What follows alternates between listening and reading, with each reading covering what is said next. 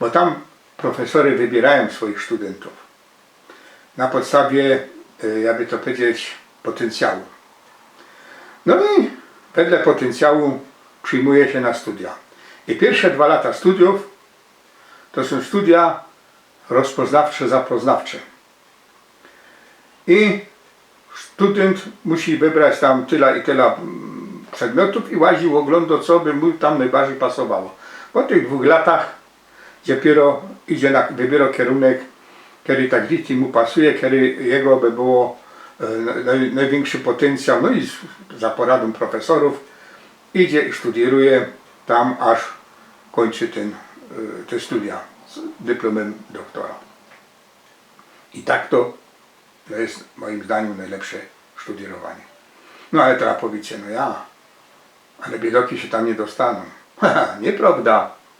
Nieprawda, bo talenty są rozsiane tak między biednymi, jak i między bogatymi. Jak te uczelnie to rozwiązują ten problem?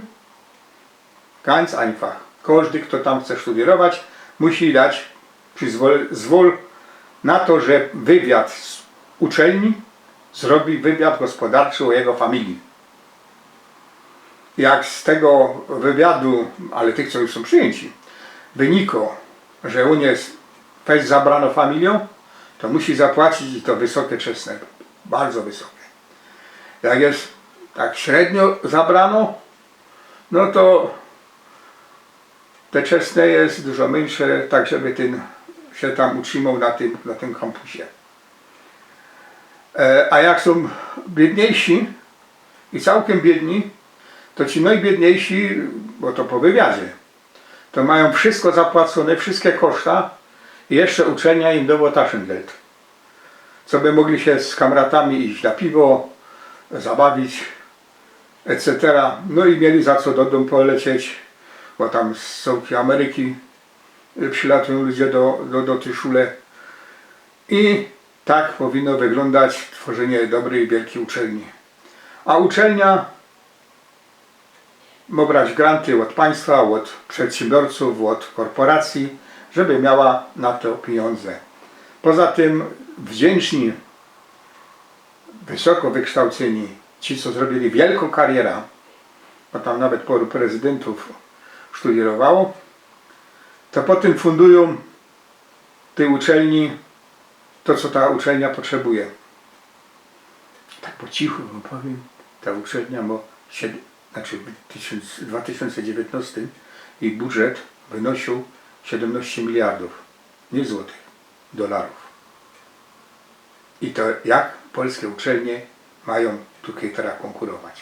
Ale mogłyby ten wzór wziąć, a granty też brać z amerykańskich korporacji, czy państwa amerykańskiego, czy tam z NASA, czy z jeszcze jakiś inny, powiedzmy sobie tam wysokiej technologii i opracowywać i sprzedawać te patenta i z tego żyć i kształcić nasze bajki jak najbardziej. Także myślę, że tutaj rozjaśniłem temu mojemu kamratowi, jak to zrobić, żeby dzieci były maksymalnie dobrze wykształcone. Bo talent to jest cufal albo dar Boży, jak ktoś woli.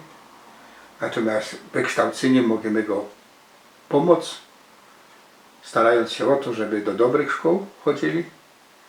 Aha, powiem jeszcze jedno, że powinni w Polsce prowadzić bon oświatowy, bo nie wszyscy mają czas swoje dzieci uczyć w szkole, ale mogą je do dobrej szkoły posyłać. Nie? A o idei bonu oświatowego to już tam kaindzi się posłuchajcie, już to kaindzi godą o jego zaletach. No i postępujcie tak jak w tej pieśniczce, co ja tutaj mam. Posłuchajcie tych słów.